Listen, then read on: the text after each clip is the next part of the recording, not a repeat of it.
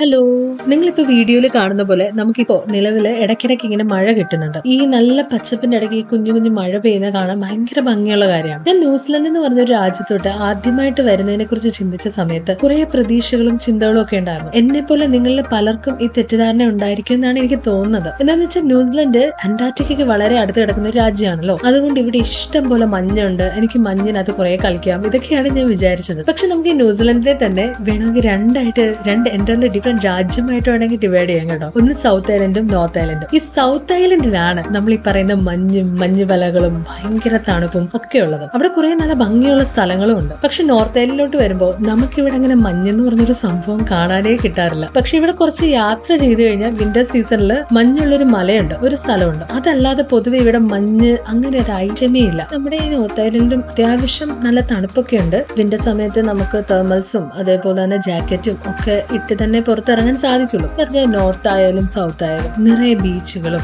വെള്ളച്ചാട്ടങ്ങളും ഒരുപാട് ഈ അഡ്വഞ്ചറസ് സ്പോർട്സും ഒക്കെയുള്ള വളരെ ഭംഗിയുള്ള സ്ഥലങ്ങളാണ്. സൗത്ത് ഐലൻഡിൽ കുറച്ച് ജനവാസം കുറവും, നോർത്ത് ഐലൻഡിൽ കുറച്ച് സിറ്റി ഫോക്കസ്ഡ് ആയിട്ട് ഒരുപാട് ആൾക്കാരും ഉണ്ട്. നാട്ടിലെ ഹരിതാപവും പച്ചപ്പും മിസ് ചെയ്യുന്ന കരുതിയ എനിക്ക് ഇവിടുത്തെ ഈ ഹരിതാപവും പച്ചപ്പും ഒക്കെ കാണുമ്പോൾ ഒരു മനസ്സമാധാനം ഉണ്ട് കേട്ടോ. സത്യം പറഞ്ഞാൽ ന്യൂസിലൻഡ് എന്ന് പറയുന്ന ഈ രാജ്യത്തിനെ ഞാനൊന്ന് പഠിച്ചു വരുന്നതേ ഉള്ളൂ.